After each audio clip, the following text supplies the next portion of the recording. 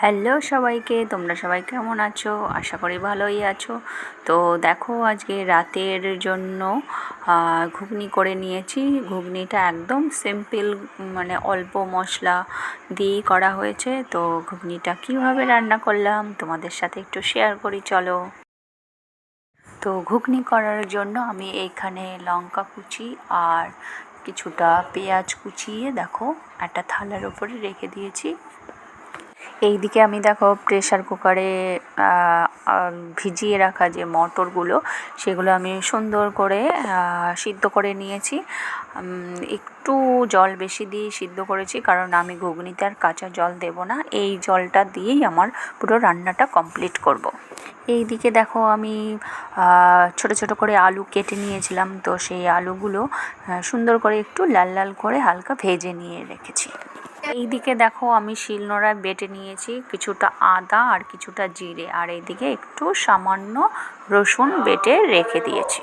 তো চলো এবার দেখা যাক কালারটা কতটুকু কি এসছে, সেই অনুযায়ী আমি একটুখানি হলুদ দেব। আগেও আমি সিদ্ধ করার সময় ঘুগনির মটরে আর কি যখন সিদ্ধ করেছিলাম তখন কিছুটা হলুদ দিয়েছিলাম, সেইটা অবশ্য তোমাদেরকে দেখানো হয়নি। তো এখন আমি কালার কতটা কি করব, মানে যেহেতু একদম মানে ঘরোয়া রান্না, তো হলুদই পড়বে, কোনো ফুড কালার ইউজ করি না আমরা কোনো রান্নায়।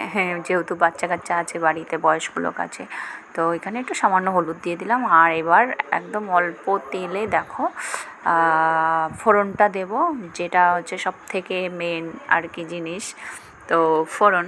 তো ফোড়নে আমি সামান্য তেলের ওপরে দিয়ে দিয়েছিলাম এই যে কিছুটা জিরে আর একটা শুকনো লঙ্কা ছোট ছোট করে মানে ভেঙে দিয়েছি, আর একটা সামান্য ছোট্ট একটা তেজপাতা। তো ওইটা একটু ভাজা হওয়ার পরেই আমি দিয়ে দিলাম সেই লঙ্কা কুচনো করা সেই লঙ্কাগুলো, আর দিয়ে দিলাম পেঁয়াজ কুচিগুলো। এইবার আমার পালা হচ্ছে এইগুলোকে একটু লাল লাল করে ভেজে নিতে হবে। তো চলো একটু লাল লাল করে ভাজা ভাজা হোক পেঁয়াজগুলো।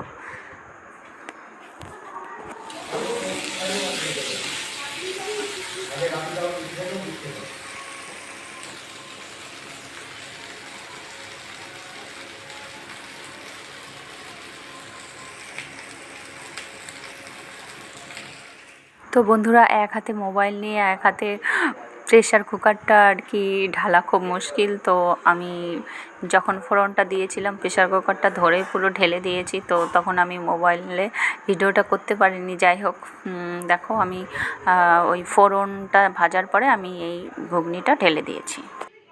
দেখো এখানে বেশ টকবক টকবক করে ঘুগনি ফুটছে, তো দেখেই একটু মনে হচ্ছে এখনই একটুখানি খেয়ে নিই, তো সুন্দর লাগছে।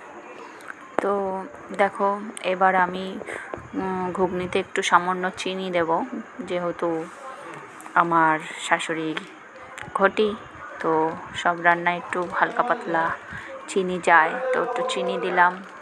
আর এবার দেব শাহি গরম মশলা গুঁড়ো, শাহি গরম মশলাটা এবার দিয়ে দিলাম।